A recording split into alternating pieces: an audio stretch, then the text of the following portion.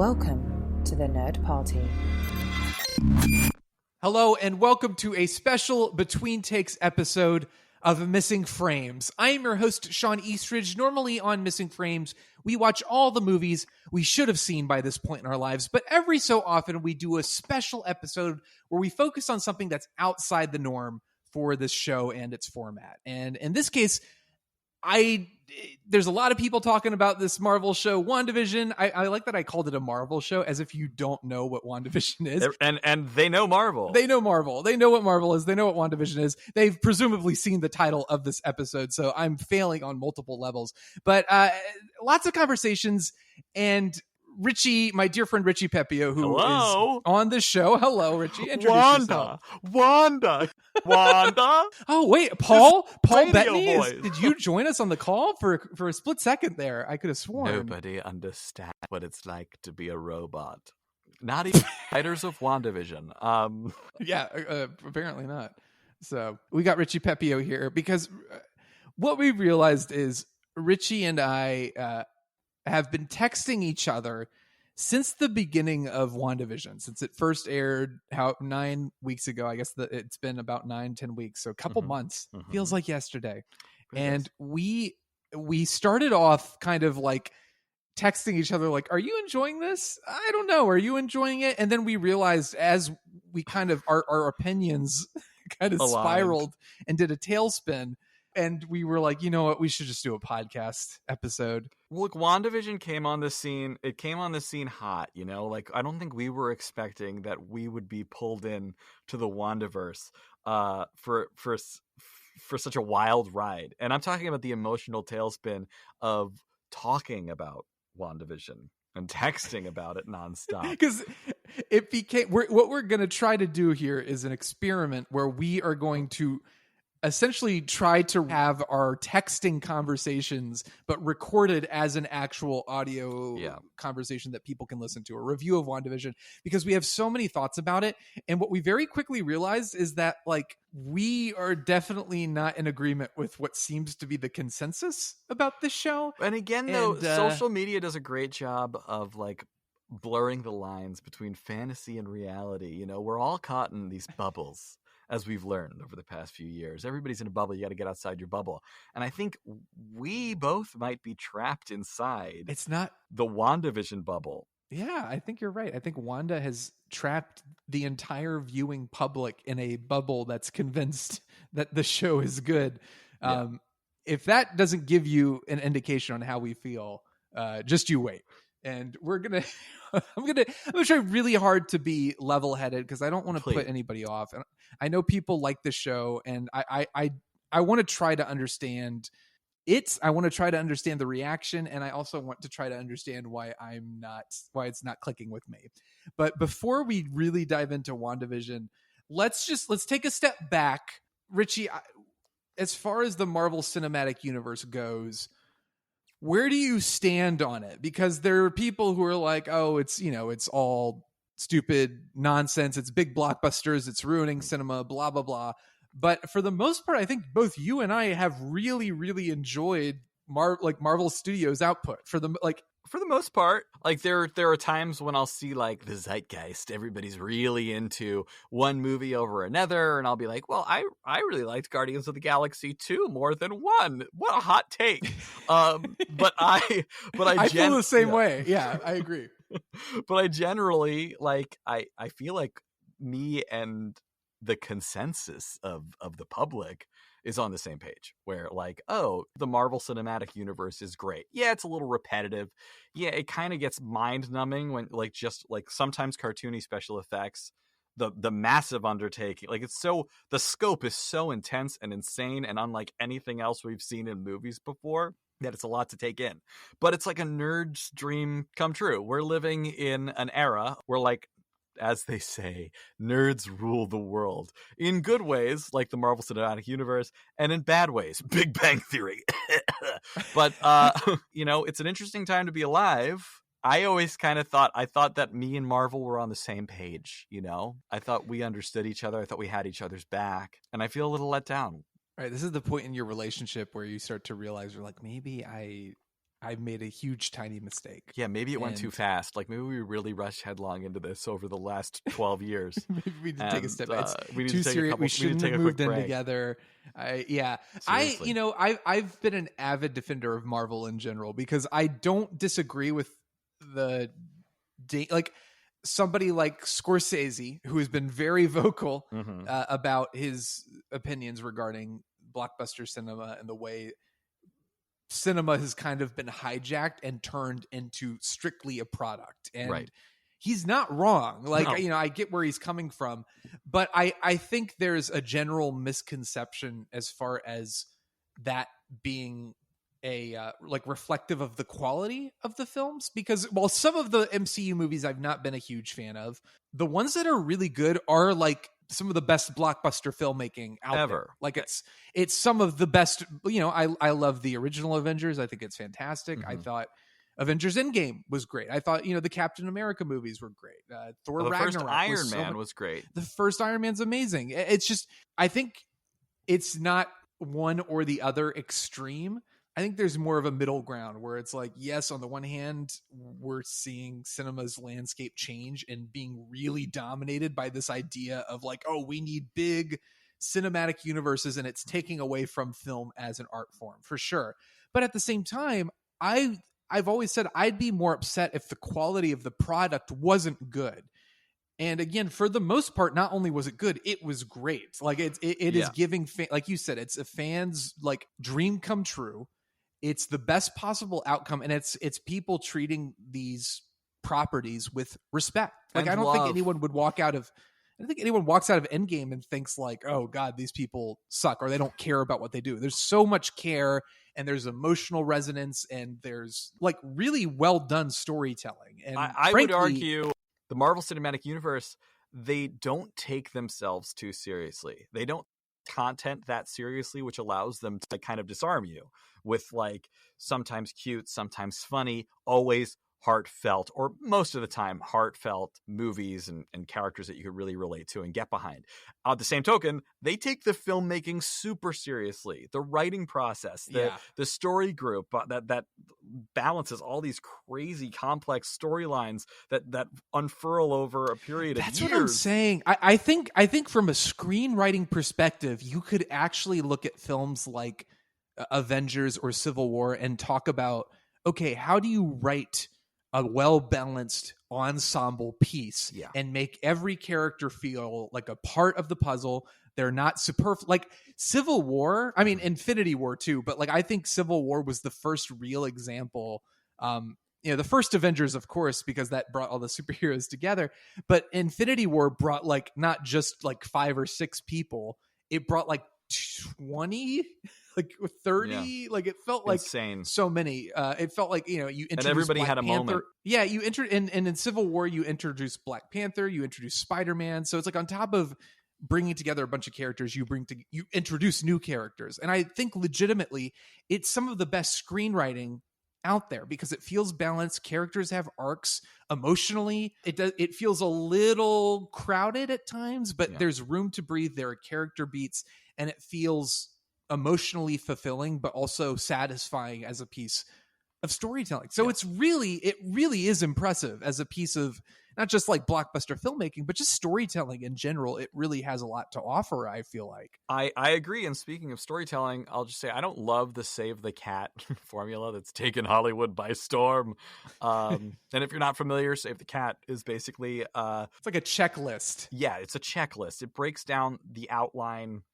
I guess like breaking down the outline writ large, like the introductions need to happen by page 3, by page 5. Yeah, you have to have the inciting incident by this point, and something needs to, what happens is when you subscribe to that format, you get cookie cutter storytelling. Right. Most movies are made following that formula, and because of that, you don't really have many god-awful, horrible train wreck movies being released by major studios nowadays, but you also don't have many original, surprising, like, organic films being released either. But Marvel, which follows that kind of formula to a T, are like probably the best purveyors of like mass manufactured, like just great, entertaining, formulaic, but super thrilling movies. And like, to be a superhero movie is to follow a formula, and it's helped them to kind of, their quality is pretty consistently top notch. Agreed. And it's been top notch for over a decade. Right. And I think the problem is, I remember when phase 1 was happening and I was kind of indifferent. Like, I enjoyed Iron Man, but I think we both felt the same way, where it was sort of like, where is this going? They were doing Captain America and Thor and the Hulk got a movie. And it was just this feeling of, I know they're leading to the Avengers. They were building to the Avengers, but I just didn't care. It did feel like, okay, these movies feel like stepping stones, with the exception of the first Iron Man, which felt like its own movie. It felt like every movie was a stepping stone to get to Avengers. Yes. And I was like, well, if you're not going to take the time to just craft good movies in general, then why should I care about your big team up movie when I don't care about any of these people in their individual movies? Right. And outside of Iron Man, they all felt very disposable. They felt disposable. Yeah. They felt small. Like, they felt like, oh, this is an appetizer for the upcoming main course. But it was all like, I was like, but what's the main course? Like, what are you going to be feeding me? Like, should I be concerned? And I didn't care about it either, really, because because again, the performances were great, the actors were great. Marvel was formulaic at that time too, but like, I don't think they hadn't had the opportunity to play their hand yet, and their hand was the Avengers, which I adore. It's my favorite Marvel Studios movie, or the cinematic. It'd be my third favorite superhero movie of all time. I think it me was too. in 2012, and it still is today. I think the first Avenger, it blew me away, and it completely opened. Like, I was like, okay, I'm in. I'm on board.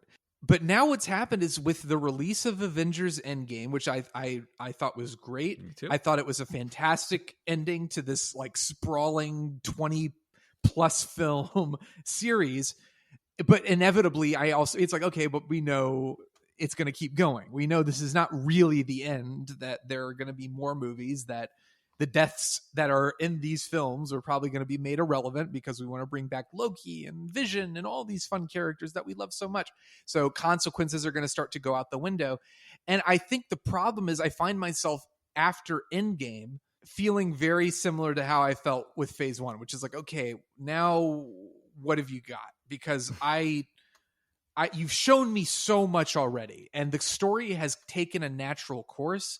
The characters that I love have like succeeded in fulfilling their arcs. They either died or retired. Yeah, they've died or retired. And it's like, of course they could come back, right? Because that's how these things work. But it feels like such a powerful, well done way to end things. And Endgame went pretty all out. Like, you had all the superheroes in a big battle at the end of that movie, and I don't know that you have anything else really to show me. And I was getting nervous seeing the Black Widow trailers, thinking like, nothing about this excites me anymore. Mm-hmm. And I didn't the thrill is gone. Yeah, I didn't love Spider-Man Far From Home either. And so I've been kind of like, oh no, am I just getting off this bandwagon? Am I done with it? But then there was this little spark of hope, because you started hearing about WandaVision, and you started hearing about like, oh, they're going to do something weird. It's going to be a little bit more creative and off the beaten path. They're going to try like experiments with sitcom styles, and it's going to be kind of referencing Tom King's The Vision, which I think is a spectacular comic book. And those so trailers were really well produced. Like, the editing is fantastic. There's something nostalgic about it, but also fun and new and fast paced and action packed and colorful. It's promising you a lot. That's exactly it. So it was like, oh, okay, well, in terms of what I was feeling, I had this fear of like, oh, Marvel doesn't have any storytelling juice left in the tank. And then WandaVision comes along, and I'm like, oh, okay, well, this is, what's impressed me about Marvel Studios is, they take calculated risks, but they are risks. Like, Thor Ragnarok is a risk, like, to be a straight comedy and a wacky borderline slapstick comedy after two, relatively straight, serious Thor movies and a relatively straight, serious Marvel universe. Well, they even said they figured out that Chris Hemsworth was a comedic actor a little late. Yeah. Unfortunately. And you bring in somebody, you bring in Taika Waititi, who is not necessarily like, oh, we don't know him for his big blockbusters. We know him for his like indie comedies, which are great. So there's that. I mean, Guardians of the Galaxy is another great example. Yep. You know, you bring in James Gunn, and it's a movie that's quirky and not and a little off the beaten path. So I'm like, well, Marvel Studios has proven that they're willing to take risks, and they've done it, and they've done it really well. So maybe WandaVision is the thing that's going to pull me back in and get me excited for what the storytelling possibilities are. Mm-hmm. And like you were saying, like, yeah, the trailers, the marketing was so on point, and like the posters and stuff, it looked weird. And the media blitz crazy. Was huge. Like there were so many positive reviews. There was a lot of news coverage and media coverage over like, oh, it's almost unprecedented. You've never seen anything like WandaVision, like constantly. Yes. And it was like, oh, is this going to be like David Lynch inspired? I wish it was. Well, you know, The Vision by Tom King isn't Lynchian. It's not like as surreal or nightmarish, but it is like it feels like it owes Alan Moore's Watchmen a lot. Like it feels like it owes a lot to that story, and it's going for that grand, tragic, like it's not just about superheroes, but about like what's the meaning of life and existential questions. So it was like, okay, well, if we're using that as a template, that's really exciting. And then just the format and the technical side of like, oh, they're doing sitcom bits. And I was like, I wonder if they're going to commit to this, if this is going to play out well, or if it's just going to kind of fall by the wayside. And so like you said, it was, you know, the critical response was really glowing. And then I talked to my friend Brad Gullickson, who writes for Film School Rejects and does Comic Book Couples Counseling podcast and the Rested Pictures podcast. And he mentioned to me, he's like, yeah, I've seen the first 3 episodes. The first 2 are okay, but the third one is where it really gets going. And I kind of wish initially they'd only released the first 2 episodes, not the third one. He's like, I wish they'd release the third one, because that's the first one where it feels like you start to get a feel for it. And I remember watching the first 2 episodes, and I think we texted each other almost immediately as soon as we watched it. Like it was kind of like, hey, have you seen WandaVision? And you said, yeah. And I said, what'd you think? And you were like, I don't know. I think our texts are, you know, a slow dawning horror coming across our face, a pall falling across the neighborhood. Yeah, I wanted to give the show the benefit of the doubt. And I each week generally gave it the benefit of the doubt because I kept watching, but it was frustrating. And I think for me, I love old television. I really love old television. I have some like, you know, I wish I was alive in that era that I could have like written for those old shows. Dick Van Dyke Show. I Love Lucy. I love old comedy, old vaudeville, slapstick, physical comedy. So I'm a big fan of that. I also love Marvel. So I was really excited. And for me, the production design was generally pretty good. I wish they kind of steered a little bit more away from CGI, because you could kind of see like, you know, I wish they actually did have things on strings. Yes. And I think there was an article that did say that there was a live studio audience, although I'm not 100%. It did feel like there could have been a live studio audience. But they, you know, because in these like TV shows, late night TV, late night comedy, live television that still exists now, you know, they really, you know, hype the audience up. They try to get you laughing, even at things that might not seem as funny for like the live audience. I mean, for the at-home audience. So when you're watching a sitcom, especially one that's like a multicam before a studio audience, it seems funnier when you're there because, you know, you've had a warm-up comic and you're just excited to be there. You're excited to be there for a live performance. You're feeding off the energy of the actors. So if there was a live studio audience, and, you know, internet trolls out there, feel free to discredit me for being wrong. But if there was a live studio audience for that, the first 2 episodes, I wouldn't blame them for laughing. I'd be excited too. I'd probably laugh too. From my perspective, I didn't find it very funny. I know it's written in the old style of comedy from the days of yore, from the golden age of television, but as a fan of those types of shows and sitcoms, I felt like style-wise something was a little off. And I hate to sound picky, you know, it feels like it could be a nitpick in a normal situation, in like a Marvel movie that's normal, that has like, you know, kind of like the normal MCU structure. Then it's like, all right, get over it. So you didn't laugh at some of the jokes. You know, you came for the action, you came for the drama, you came for the big spectacle. But this show, particularly the first 6 episodes of it, was so rooted in that's like old sitcom style that to have to sit through episodes where the style wasn't necessarily like, let's write the funniest WandaVision version of like the best Dick Van Dyke Show you've never seen, which is still to this day very funny. It was like, let's write aren't old sitcoms hokey plot? Yeah. If you're gonna do, a sitcom parody for like 10 minutes, like a 2-hour movie runtime, that makes sense. If you're gonna do like a very kind of hackneyed, like sitcoms are goofy and full of puns, that's fine. But if you're gonna do a new hot Marvel show and give us, what is it? I don't know, 3.5 hours worth of, like, I don't care that the X-Men aren't name dropped. I know a lot of people are like saying people who don't like WandaVision just had like wild wishes they needed fulfilled. I don't give a shit about that. My problem is the writing was lame. And I can't compete. Like, I'm not being paid to write WandaVision, but also I'm not being paid to write WandaVision. They're making I got to imagine they're making a pretty penny on that show.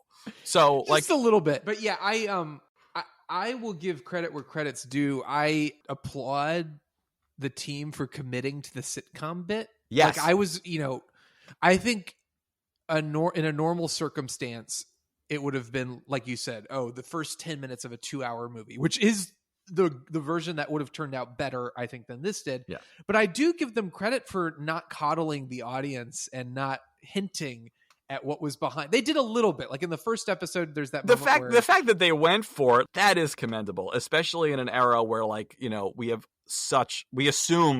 belittle the audience, assuming that they have such low attention spans. And the production design was generally amazing, and the cast was generally amazing, and especially those first 2-3 episodes, style wise, outside of like the CGI that I mentioned, it was pretty on point.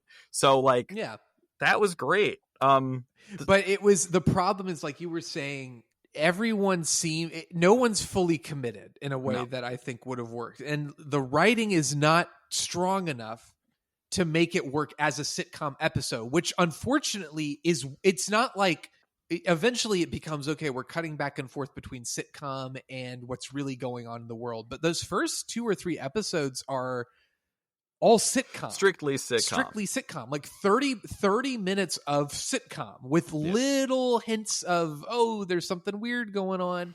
But for the most part, it's sitcom. So if you're going to make me sit for 30 minutes and watch a black and white sitcom, it better be funny. Right. And there weren't a lot of jokes if you're trying to count. I mean, there were some puns. There wasn't much physical comedy. I know they said in one of the puff pieces that was written about WandaVision, talked about, we tried to be as accurate as possible. And visually, they did try really hard. And they brought back Dick Van Dyke as a consultant. And I even texted you this. I was like, look, if you're going to bring Dick Van Dyke in, he didn't write the Dick Van Dyke Show. He was on it. If you're going to bring Dick Van Dyke on set, put him in the show. Like, he can still act. What a waste. Again, but that's my problem with the show. Like, I appreciate what they're trying to do, but it's all surface level. It's all surface level. It's a wasted. It feels like it's a wasted opportunity. You were so close. You could have done so much better, Marvel. They did not think enough to suggest, like what you're saying. Like, they didn't consult the writers. They didn't consult the writers of their sitcoms, which some of them are still alive. Especially even sitcoms, from the 60s. It is this thing of like for instance, the Joel Schumacher Batman movies. They're not good movies by any means. Batman Forever, I'm partial to. Batman and Robin is pretty atrocious. No. And both of them are kind of like, but it's homage to Adam West and Burt Ward Batman. That's why it's so stupid. But the thing is, there's this feeling of the filmmakers thinking they're better than the material with the Schumacher Batman movies. And the Adam West Batman is full on committed to the bit. Like, nobody's winking at the audience in a way that's like, this is stupid, right? Whereas WandaVision, I think part of the problem is the writing's not strong enough to merit the sitcom format for an entire 30-minute episode. But there's also this sense of like embarrassment. Like, it's like they don't quite trust that the sitcom format is going to work. So it's almost like they can't commit.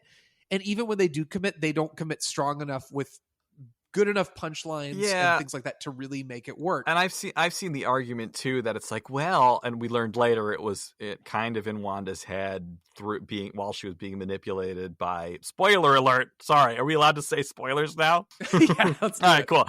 Well, manipulated by Agnes the Witch, which side note is appropriate because Samantha's mom on Bewitched was played by an actress named Agnes Moorehead, who's a great freaking actress. I know the character actually exists in the Marvel comics, but I thought there were some Bewitched connections. Oh, that's great. Why don't I drop that in there? Agnes Moorehead is also great in what I recently saw for the first time, The Magnificent Ambersons. She's fantastic. Anyway, I forget where I was going with that. I don't know where we're going. I don't think WandaVision knew where it was going. But I think the point again, is, yes. WandaVision, I think what our fears were early on is like, is this going anywhere? And what we realized over the course of 9 episodes, totaling, I guess if each episode is half an hour, I'm terrible at math. How do we do? What is that? Like, is that like a 5-hour movie? Yeah. Is that like, it's close to 5 hours, probably about 5 hours, because some of these episodes are longer, although like at least a good 10 minutes of each episode is devoted to the end credits, which is insane. But we're talking about a 4 to 5 hour thing that you're watching, and thank God it wasn't longer, because I would have lost my mind. But the issue with WandaVision is the bit of it's a sitcom is the only thing it has in its favor. Yeah. And then it's kind of like the guy who tells a joke and the joke works really well the first time you hear it, and the guy's not particularly a good comedian, so he just keeps leaning into that joke and he keeps telling the same joke over and over again, and it's kind of like, okay, I get it, it's not as funny anymore. Okay, do you have anything else? Like, seriously, you're driving me crazy. Like, it goes from being like funny to cute to annoying to like, shut up, I'm gonna lose my mind. Right. That's how WandaVision felt. It felt like the first episode I was like, okay, pretty clever, Marvel, pretty clever. I applaud you. So where's this going? I get that it's weird. I get that this is an alternate reality. Where's it going? And for 3 episodes straight, every episode's the same. It's sitcom homage. And if it was funny, again, like, and you can like, I wouldn't have been thinking. I wouldn't have had a problem with it. And there are writers, there are enough funny people in Hollywood to found a way around the show's inherent difficulties, storytelling wise. You get half-baked sitcom, not particularly funny, not strong writing, not even like great performances, really. Catherine Hahn's pretty good, but even Bettany and Olsen feel kind of awkward. And then it turns into, each episode is like, at the end of it, it'll be like, but something's going on, and just you wait. And that's the first 3 episodes. And it's not until episode 4 where we get to an actual like, here, let's lift up the curtain a little bit and show you what this is going to be about. Which, that's like, I mean, we're talking about an hour and a half into this program finally getting to a point, and I was just like, oh my God, I couldn't believe it took so long. Yeah, I thought there were some clever story ideas that were pretty fun. The gum in Paul Bettany's mouth that's literally gumming his works, and the animations that were associated with that. Theme songs were generally on point. The commercials were great. I loved the magic show in the second episode. I thought the clever idea there was it's an anti-magic show, basically. Again, there were some really great ideas in there, but it was a little odd, unfortunately. And just to get back to a point that I was about to make, and then I lost my train of thought, and I forgot a couple seconds ago. I've seen the argument of like, oh, well, style-wise, since it was all in Wanda's head, that's why, like, maybe the writing wasn't as great. Like, oh my God. And it's that's so convoluted. Stupid. If we're going to have to sit through a show for 40 minutes a week, make it funny. You know what that reminds me of is people saying like, oh, well, the prequels were supposed to have bad dialogue because they're teenagers in love, and teenagers in love are stupid. So it's supposed to be awful. And it's like, okay. There needs to be some kind of entertainment value. All right. So, in case you haven't heard from the sound of my voice, I've changed microphones due to some technical difficulties, but there's been no more difficulties than the difficulties this show has caused to my sleep patterns over the past 2 months. Anyway, there are some things that I did like about, especially the first couple episodes. Like we said before, production design was great. I wish there was a little less reliance on CGI. I wish there was a little bit more like in-camera special effects, but otherwise that was fine. The cast, generally all right. I really liked, who are we kidding? They're great. They're pros. But again, like, But they are like, they do feel kind of like almost, I felt sort of like they were me. Like in a sense that they were kind of at points going like, is What am I this doing? gonna work? Yeah, are we going anywhere with well, this? even Catherine Hahn seems like that in the talk show appearances she's been making, where she's like, I don't understand why people love that song, Agatha All Along, even though it's well written by the couple who co-wrote the songs to Book of Mormon, and they co-wrote Frozen. I hope I'm being correct. I haven't checked IMDb before I started, but they're very talented, and the theme songs for the show were great. But you kind of see, like, behind their eyes, there's a little bit of deadness there. Yes, there's a sense that they're not sure if it's working, because, and to be fair, the writing is not it's not up to par with what it needs to be for it to work. And needs to be is I think the key word here, or the key phrase here, because I'm a Marvel fan. You're a Marvel fan. Correct me if I'm wrong or if you felt the same way, but I feel like Wanda and Vision were not the most well-defined characters going into WandaVision. No. Their relationship, I know that comes from the comics. I know there's a lot of fans who have like very strong feelings for these characters, but their relationship kind of it felt like it happened and blossomed between movies. Right. And also, like, that argument doesn't hold water, because these movies have done such a great job of creating fully formed characterizations for all these other characters that for you to be like, oh, well, in the comics, they love each other, so I give it a pass, even though it doesn't make sense.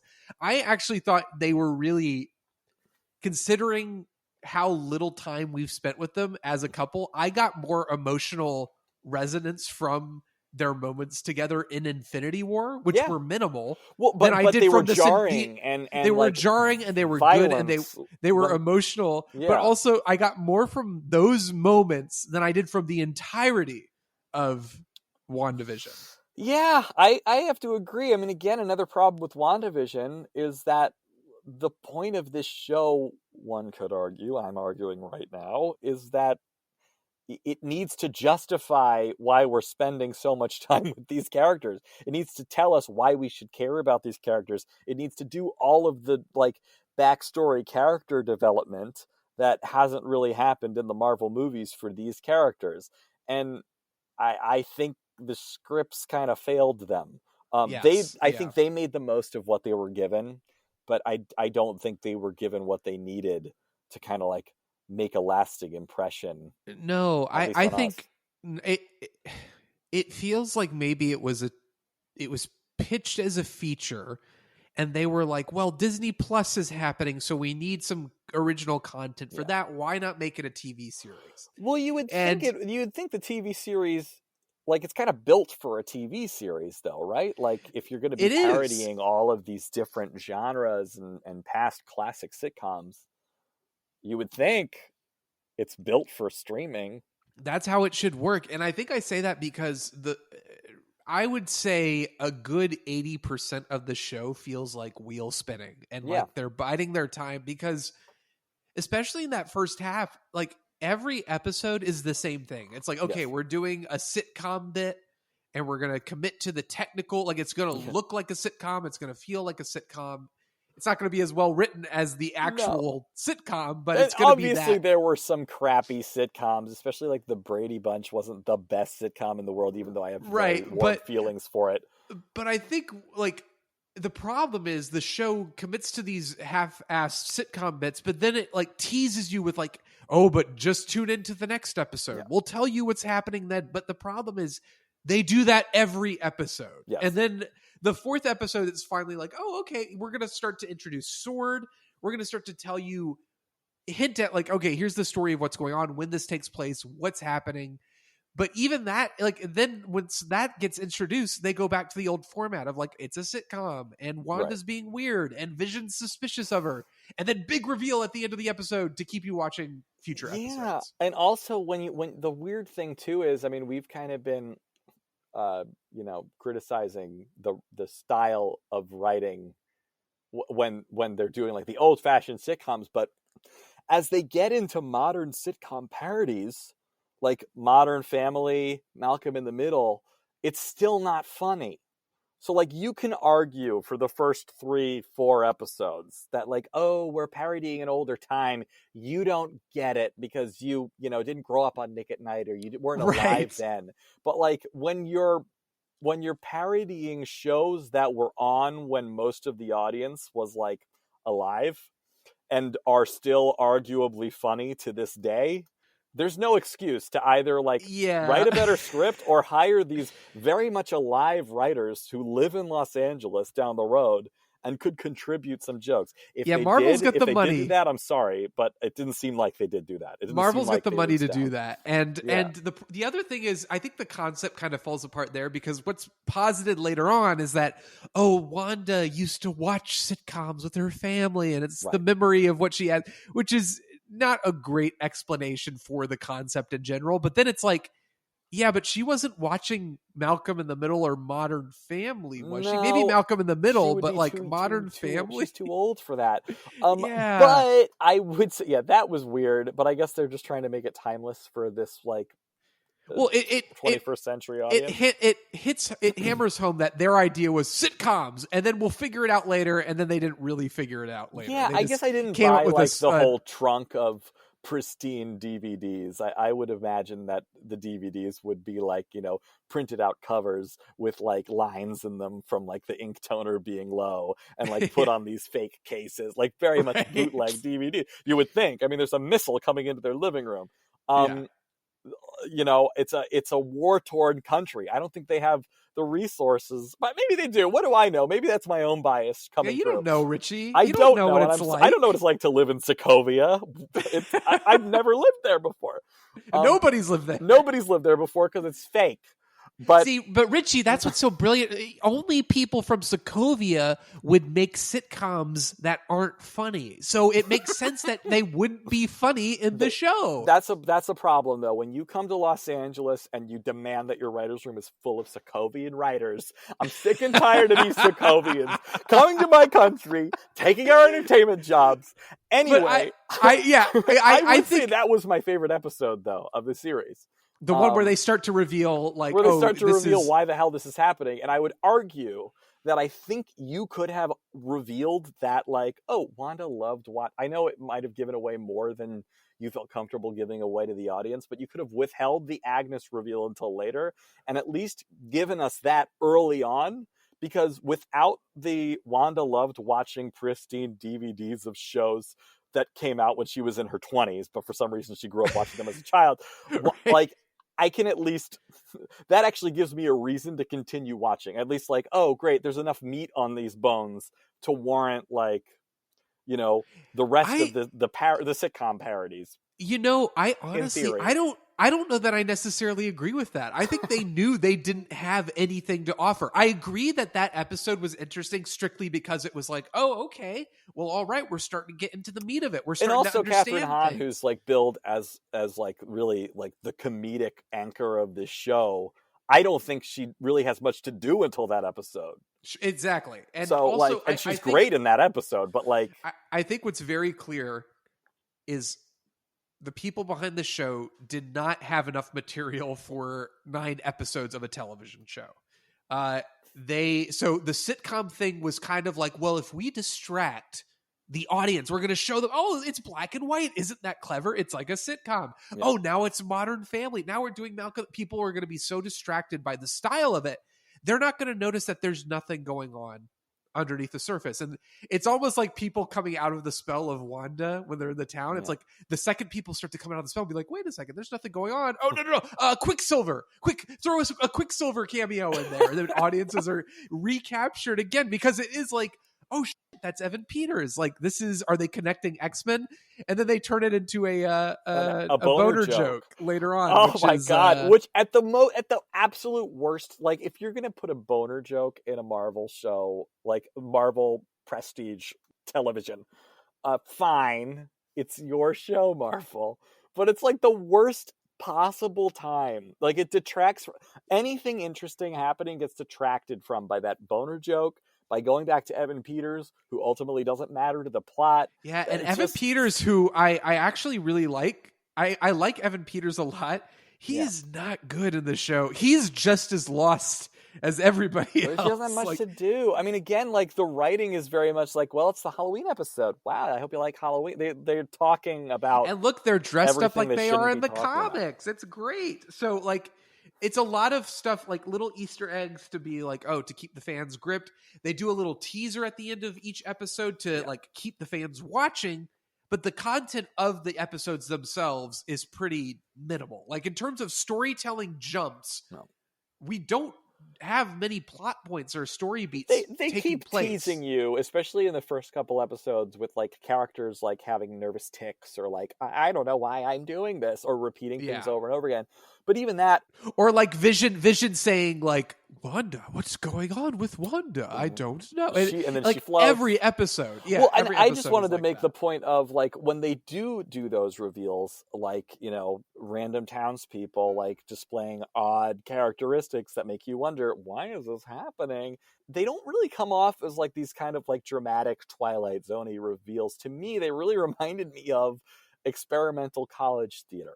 And I saw a lot of it in college, and some of it was good, but a lot of it, you know, was interesting. Well, you know what the problem is? It's because, like I said, it's the guy who tells the same joke over and over again. It's like, yeah, we get it. We know that something is wrong because clearly Wanda and Vision are not these people. So why is this happening? Just and the show, tell us already. Yeah, exactly. The show thinks it's clever. Right. It thinks it's like, oh, they're going to, like, you know, the sitcom stuff, they're going to be so distracted by that.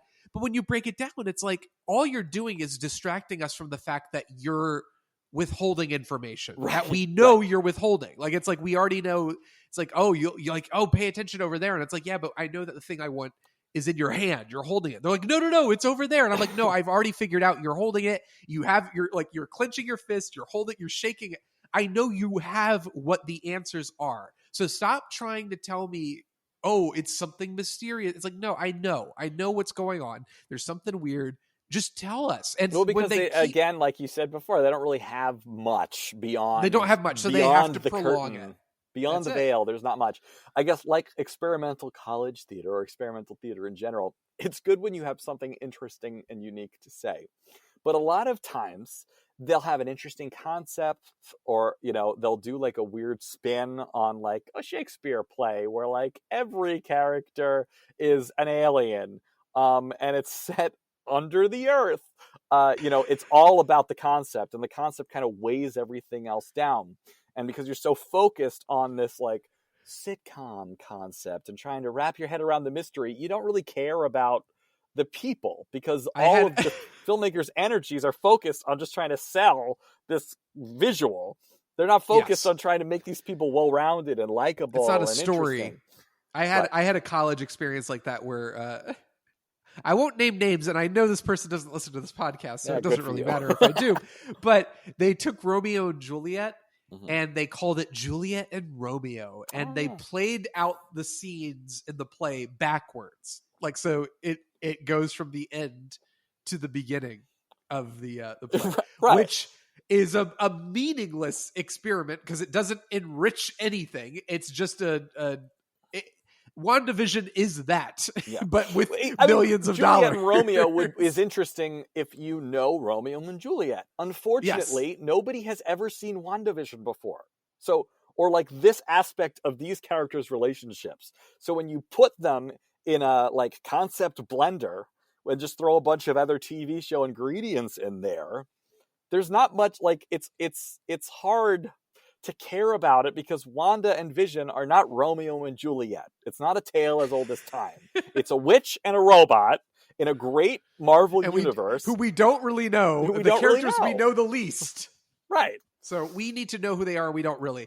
So, I mean, it's very clear that we didn't love the show. There are things we like about it, but overall the show didn't work for either of us. So I think what started to really concern us, I guess is the word. Annoy is one word for it.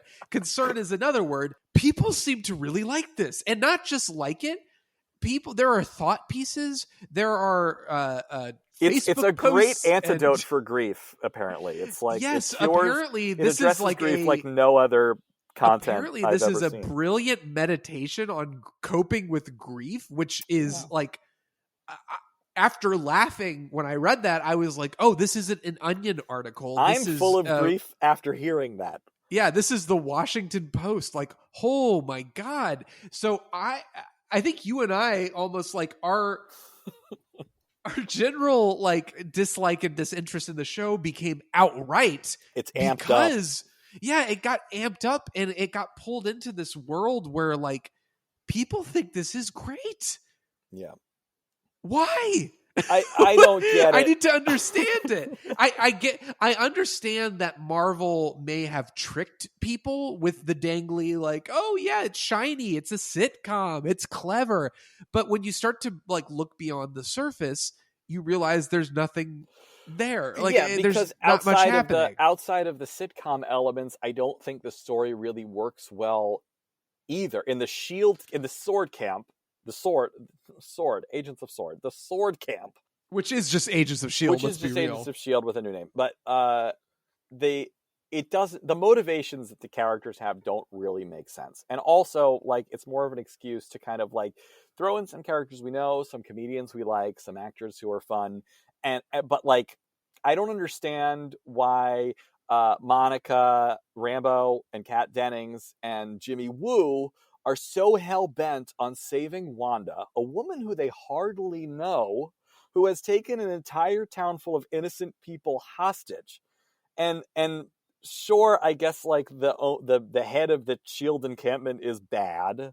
He's got some nefarious intentions, but like, they don't necessarily know that going in. I mean, they're suspicious of him, but the fact that they're so hell-bent on saving Wanda when the only evidence they have shows them that she is like kind of out of control and kind of a menace to this society and kind of like has these scary powers and could pose a threat to like the population at large.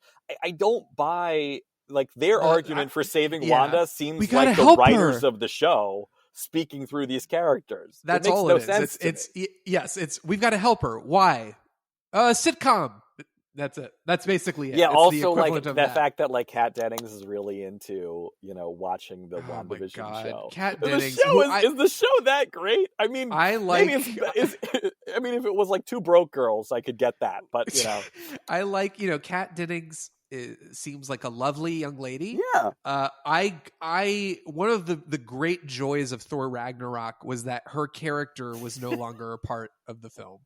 And to have her brought back to this was just like another layer of, oh my God, I don't want any of the. Her character was so insufferable in the Thor movies, and now to bring her back as if it's like, yay! And when people like on social media were excited about it, I mean, was people like Kat Dennings. I think I like Kat Dennings. I think that's it. I like her Kat Dennings, character but is the Jar Jar Binks of the Thor movies. But I personally would have loved to have, as somebody who kind of started to sour on the Star Wars sequel trilogy, I reached a point where I was like, you know what, put Jar Jar in there just for the heck of it. So like, but that's how like it just feels like I don't even remember. You go ahead. I think all I was saying was I don't have a huge problem with Kat Dennings, although I understand where you're coming from. It's more so just my point from before. I don't understand why they. What their observations are. Oh, you know what? I remember what I was going to say. The show plants the idea of like Wanda's doing terrible things, like kind of spontaneously, like, oh, but she misses Vision, so she's going to kidnap an entire town. It's like she created Vision from her own body. Like they made a point of showing us that she can't just create citizens of a town. She had to capture and imprison people. So to that extent, it's like, oh, Wanda's not a good person.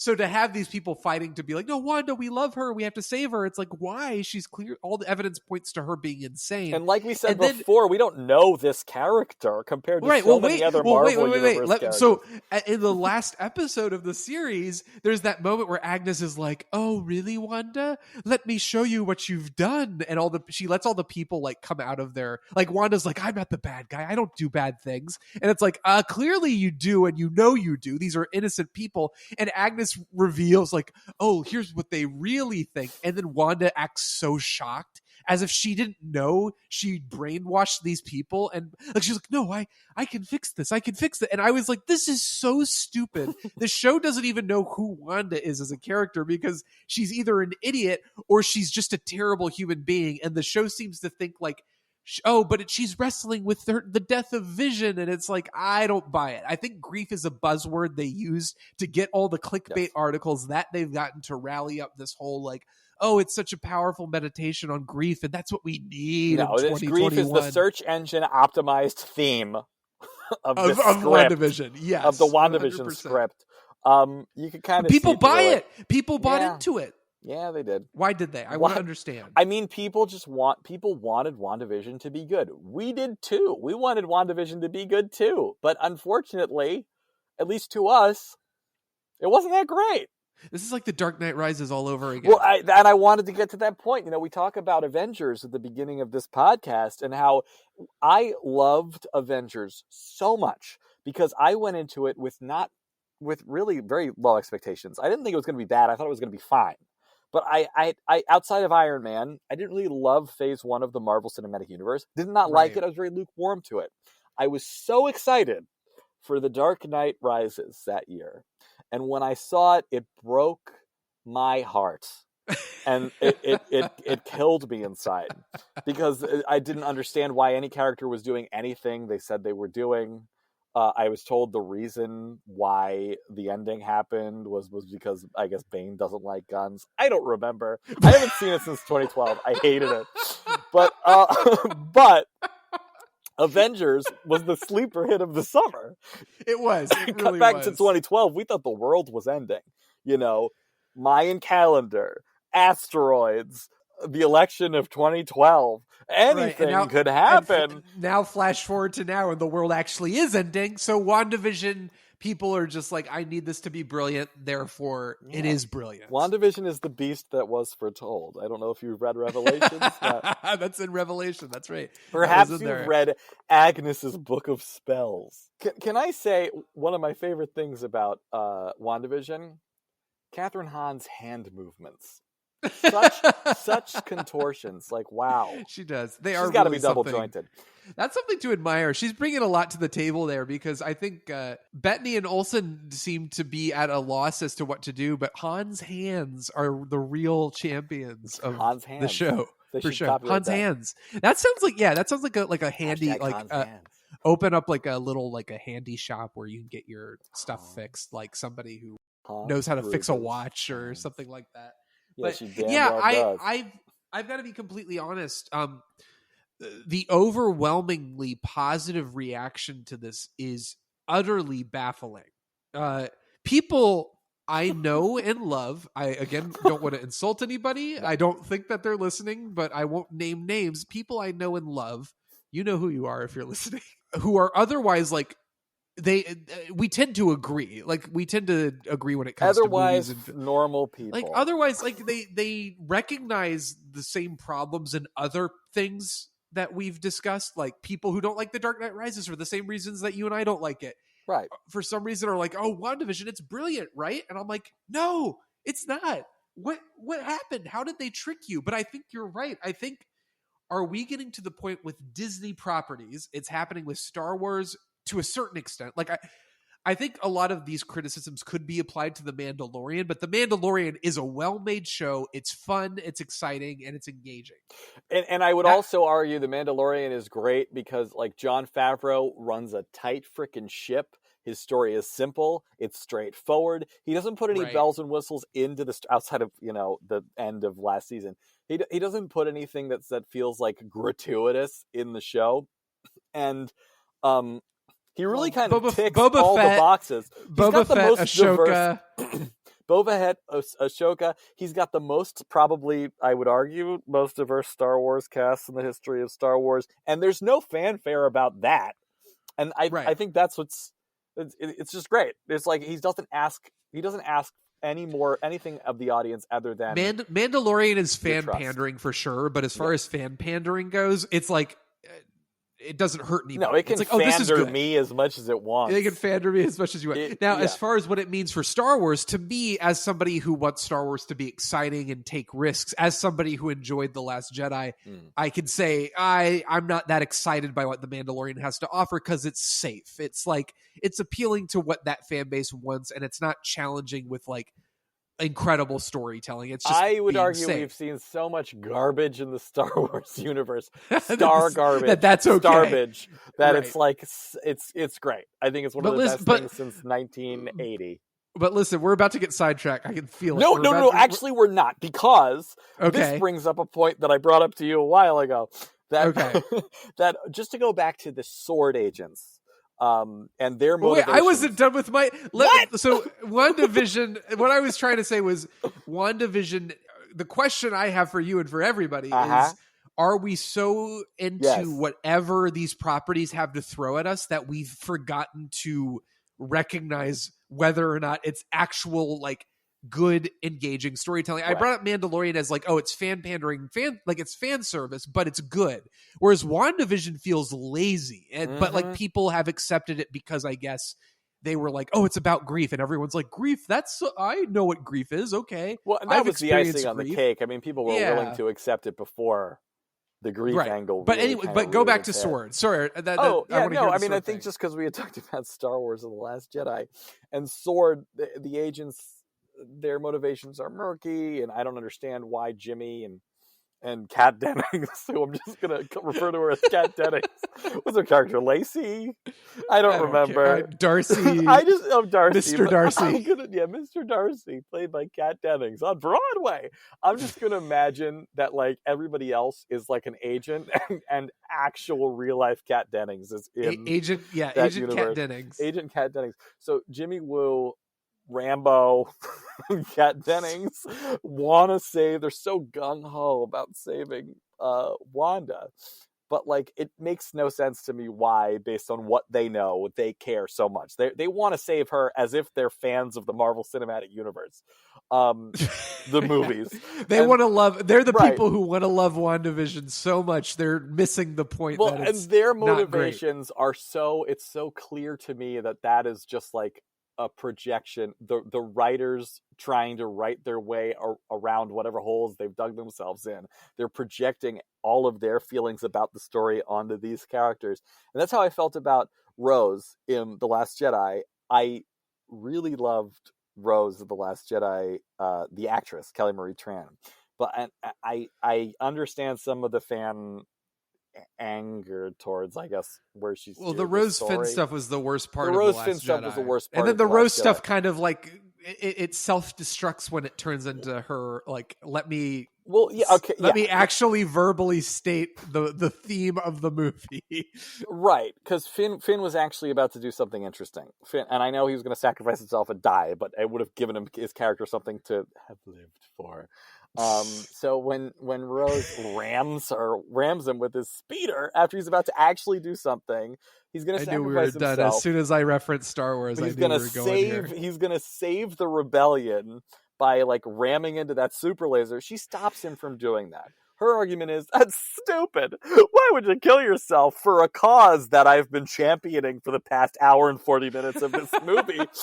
And then she has the gall to kiss him and make it like a romantic moment. Now, to me, that was very much Rian Johnson projecting his own desires for the character. He had written himself into a corner. He had to get that scene in, and he managed to kind of like massage into the script that it was like, this is the message of the movie, that it's really all about love.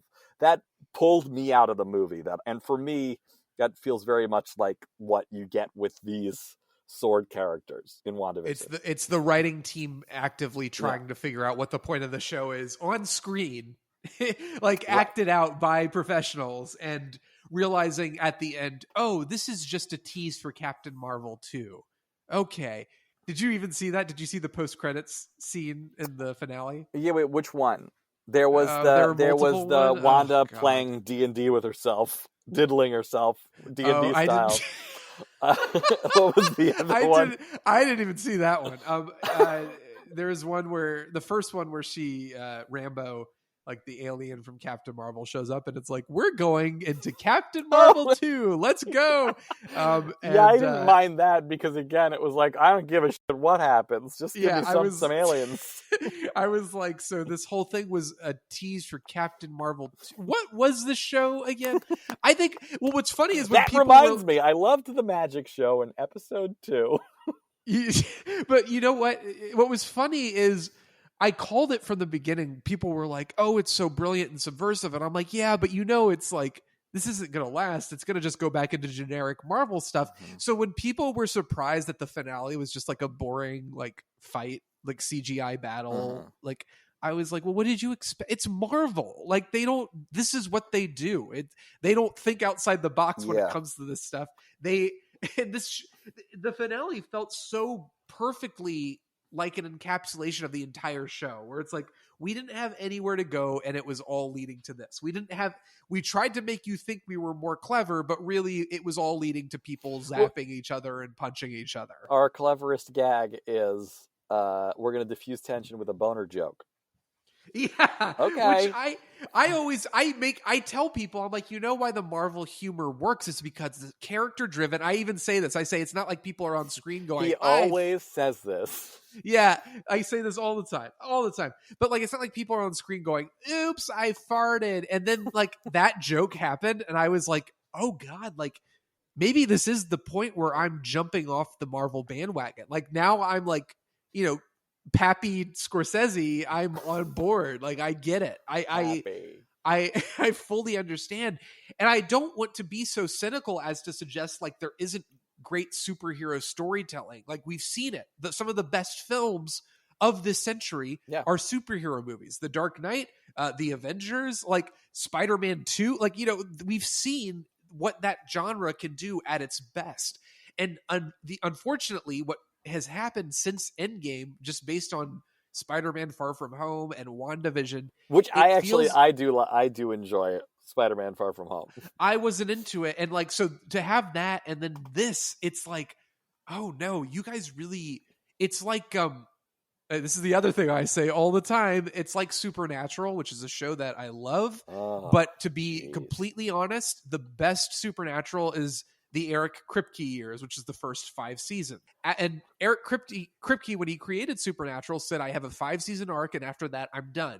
But the show was popular enough that Warner Brothers, the WB, which is now the CW at the time, or it was WB at the time, they were like, well, we want to keep going. And they did, and you could feel it. Like, it's like, you guys told your story, you're done. I kind of enjoy this, but it doesn't have the same spark of like drama or investment on my part emotionally. Like, I'm not engaged in this.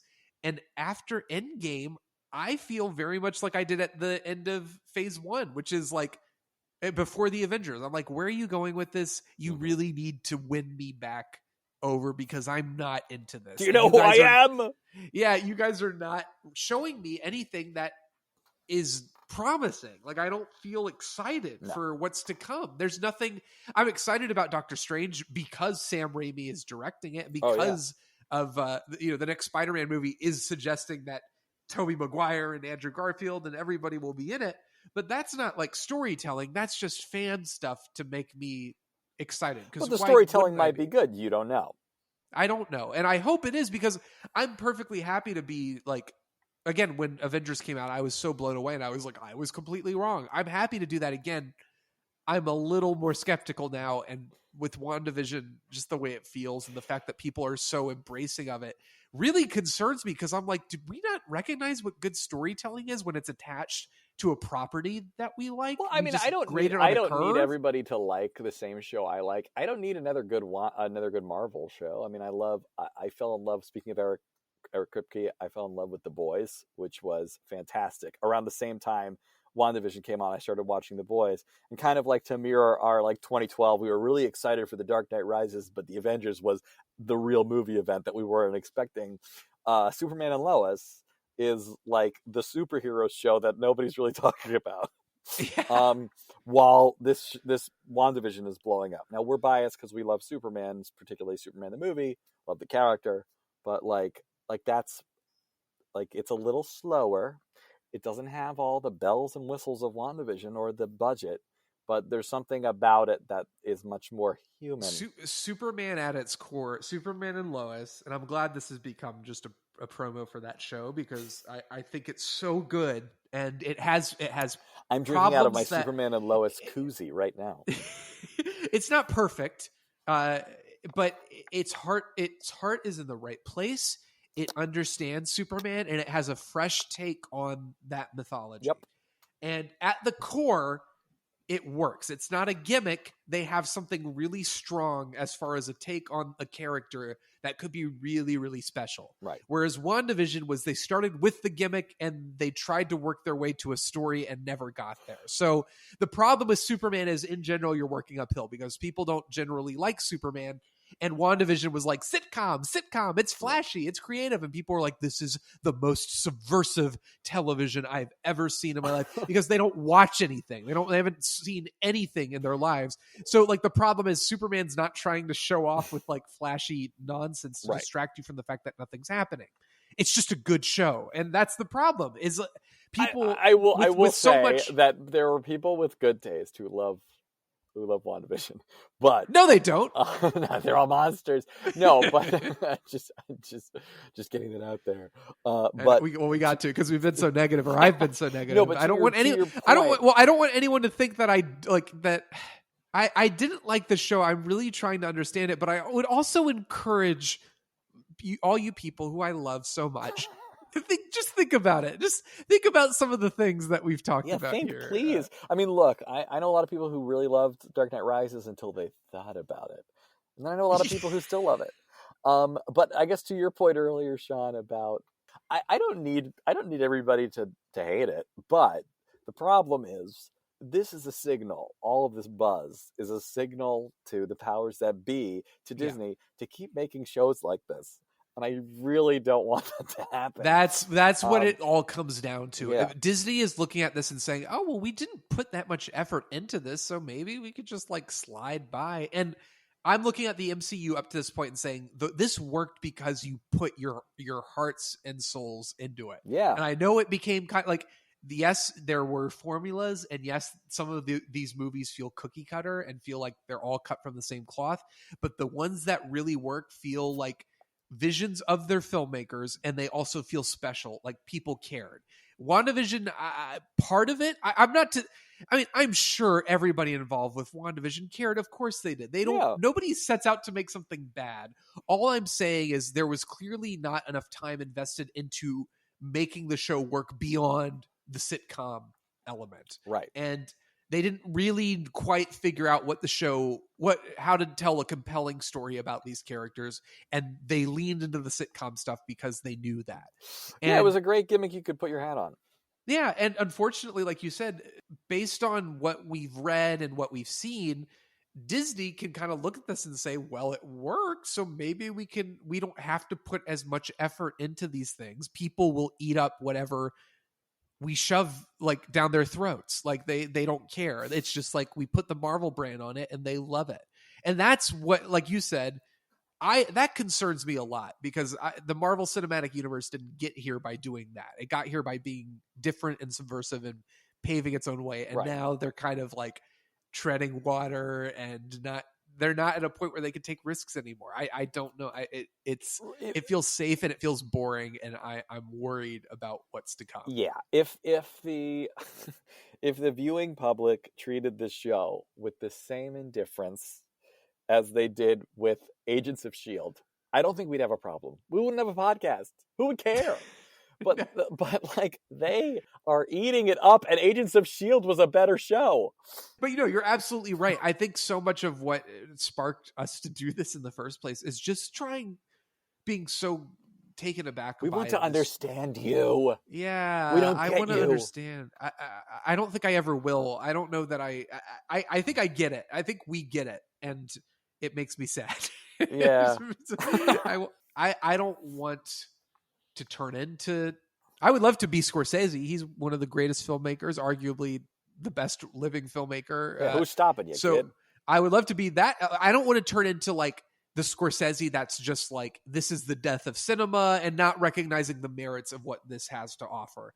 That being said, I think everything Scorsese is worried about is in WandaVision. Like the lack of interesting storytelling, the lack of creative juice, the not having anything meaningful to say. That is what worries me. And to see this happen and to see people not realizing that this is not what the story could be, like what the great version of this could be, is like it's not even Tom King's vision, which is spectacular. Was he involved in the show at all or no? No, he wasn't. He's busy. He's writing Batman. He's writing all sorts of stuff. I mean, it was probably a great pitch and had great test footage, and the person who pitched it and probably ended up becoming the showrunner or heavily involved in the writing. It's probably their passion project. I mean, it's such a good idea, and that's part of where the frustration comes too. Is that, like, you know, I didn't care about not getting what I was promised when it came to like X-Men characters or Fantastic Four cameos. I don't give a shit about that. I didn't get what the trailer seemed to hint at, and what the previews and the commercials seemed to promise, and what everybody else was telling me was in that show, which was like fun, accurate, but subversive, like something that parody with love, or something subversive, something that takes risks and does different. Something different. Like it did something different, but not like different, but it was very tied to the generic Marvel. It was different. Is what is the description of the show. It was pretty different. It was different. Yeah, but it's, you know, it's maybe we are just assholes. Just maybe two old assholes. Jeez. Yeah, we just can't grow up. Get out of the way! Don't understand I want to do my lovingly made superhero starring parody of sitcom tropes without being judged by you two trolls. Yeah. Said the person who made the showrunner of WandaVision, who couldn't wait to listen to this episode. Please hire us, Marvel. What else? What else? I mean, what else? Yeah, I don't know. I mean, the thing is, we love Marvel. I mean, that's the thing. It's just, you know, didn't love this. I'll be honest. I'm getting tired of Marvel and Star Wars in general. Oh yeah, like, no. I am falling into the category of like, this is no longer art. It's now like, it's TV. It's just generic. Yeah. They found a formula and it's television, and it's not emotionally meaningful. And what worries me, just to bring it back to Star Wars, is when you look at like The Last Jedi and compare it to The Rise of Skywalker, and you see like, well, Disney was willing to put all that money into Rise of Skywalker because they thought that's what fans wanted to see, and that's what scares me. But again, though, at the end of the day, I mean, they do it at their own peril. People still see DCEU movies, and there's still a lot of fans for it. I mean, everything. If it's a labor of love that people like, I don't need to like everything that Hollywood puts out. But right, if they're only going to put out stuff like this, or if this is the stuff that only gets like the big press, if WandaVision gets nominated for a bunch of Emmy awards, which it might, based on like what we're seeing. Oh my God, no, you're probably right. Oh God, then it'll be like, well, the nerds have taken over. But was it worth it? But like, yeah, but the least discerning, artistically sound nerds on the planet. That's what I just give it to something like, you know, we couldn't nominate The Dark Knight for Best Picture, but like, it doesn't mean that like down the line we have to nominate something like, I can't think of any examples. Maybe this isn't a good analogy. No, but I mean, I feel like because they didn't nominate The Dark Knight. Because of that, they had to start nominating like 8-10 movies every year as like atonement. I keep thinking about Legion, which is, you know, I've never watched, Marvel, but I hear it's fantastic, and it's I've seen amazing. looks great. At least the first season is amazing, and the other two seasons are definitely worth a watch. But like everything people praise WandaVision for, Legion did 1,000 times better. It did it creatively. It took risks. It did not stick itself inside a box to like appease Disney. It was a completely bonkers, insane, like exactly what I want that kind of show to be. And I think the fact that Legion kind of had a noble little lifespan. It had a noble 3 seasons, and it had a dedicated little fan base. But WandaVision is getting all the attention when it feels so much lazier and less interesting. Mm-hmm. It just bothers me. And if WandaVision becomes the poster child, and I think what happens is, this is a whole other we've been going for like an hour and a half. But God. I think what happens is this is getting into other territory.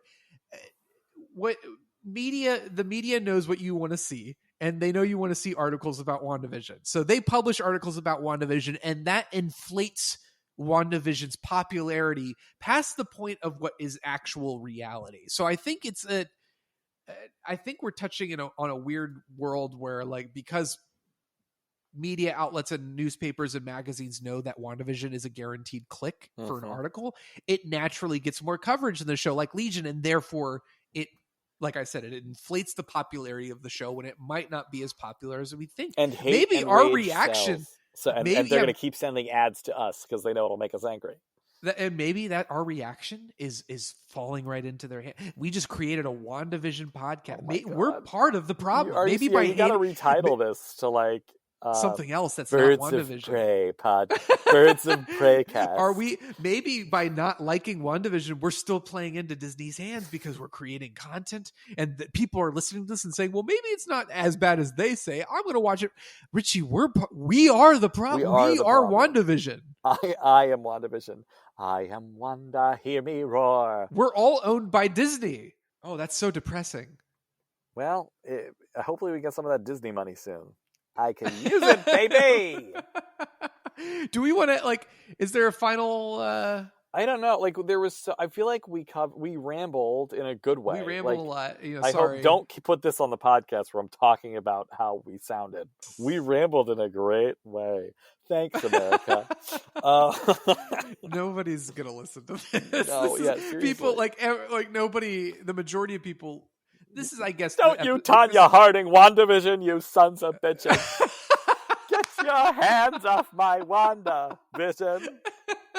You're just like evil WandaVision or Evil Vision. Oh man, this is where it gets really good. That's exactly what Kat Dennings' co-star from Two Broke Girls would say. By the end of this, we're losing our minds. So I'm this a is Two the Broke good Girls material. truther. Where's my Two Broke Girls parody? A good hour and 30 minutes to get to the good stuff. But okay, you know what? I'm done. I can't talk about this anymore. I'm done. Please don't use that. We're good. This is what you should put in. It's like, I'm done. You know what? I'm done with this shit. No, Shawn, come back. Come back. No. delete. I'm deleting my internet practice. My internet practice. I think this is just like, this is something special that the podcasting world needed. It just needed our conversation as we try to process what's happening to the world of entertainment and art.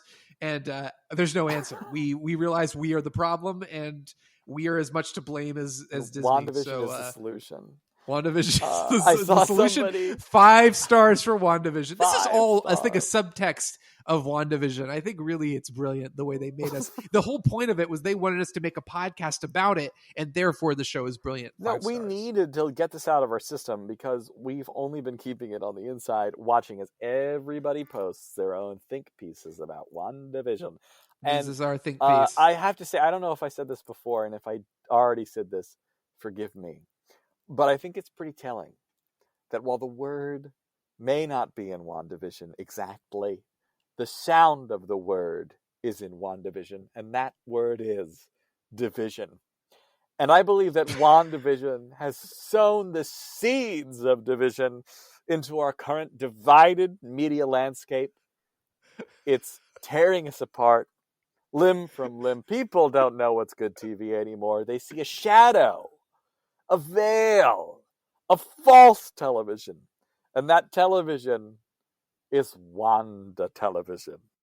I want to thank everybody for tuning in. I thank you for listening. Richie, I thank you. This has been great, and I'm glad we were able to turn our texts into a lasting audio episode of my podcast. Yeah, this is our dramatic reading. It'll live on the internet forever. So thank you for that. And can you tell people at home, do you want to tell them where you are? I assume you don't, because I I imagine WandaVision fans are gonna. No, the I can Disney hear them drones are rallying already outside flying now. over. Yeah, You know, they're not. They don't do anything. They don't actually do anything. They think they do things. And I don't know where I'm going. we with all this. think we do things. You can find me on @Richie Pepio on Twitter. You can find me. Oh, is this a new website? yeah. You can find me on @Richie Pepio, which is a new. It's not like Twitter. You can find me on Twitter @Richie Pepio, and yeah, find me online. I do comedy and stuff, but not lately because of the pandemic. I'll let you know when I'm back at it, people. I'm not anywhere on social media. Don't look for me. Do not tell me. Wait, but that I'm Shawn, stupid aren't you like social media czar? No, I'm not. I don't use it ever. Never. Do not find me. Don't look for me. Don't look at Yay Shondor Man on Twitter. Don't comment. Don't yell at me. I can't take it. I'm in a fragile emotional state, and this show broke me. This episode healed me, and I think I need to take some time to meditate. Are you a white vision right now? I'm such a white vision. I'm a white male vision, and I'm part of the problem. Is that the end of this episode? When is it? Did we end 20 minutes ago? I think. Did we end before we started? I think we did.